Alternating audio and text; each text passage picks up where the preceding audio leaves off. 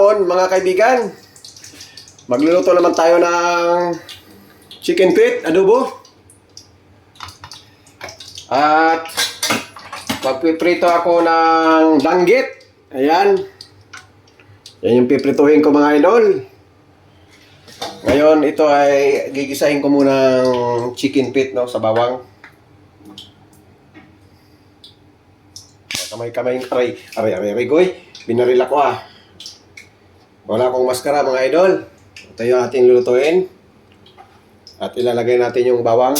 Napakarami. Ayun. Maraming bawang po ang ating igigisa mga idol. Yan. Yan pa ako mag-ano ng chicken feet. Igisahin ko muna sa bawang. Bawang at luya. Yan. Ang sibuyas ho ay panghuli ko na po nilalagay yan. Yan. At sili, lulutuin ko ang sili. Hindi natin sa Bicolanos, mga uragon. Yan ang laging may sili. Ayan. Halo-haloyin ko muna. Ayan, mainit na yung mantika sa pagpiprituhan ko. Pinagsasabay-sabay ko na po para ayan. Pag nag-brown na po siya, kaya ko na po nilagay yung para mabango yung kung ano ina-adobo ko, i-design ko talaga siya. Ayan.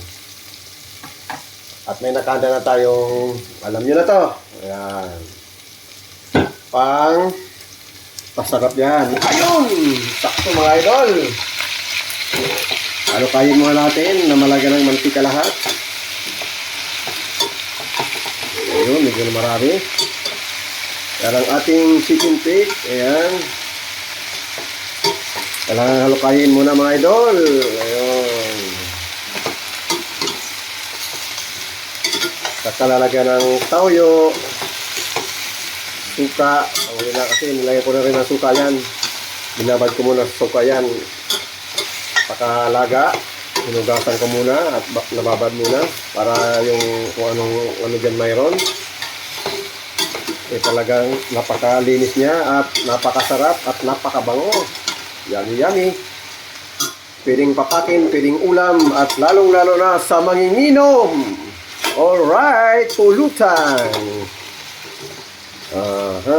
Okay, to be continue mga idol. Maraming salamat.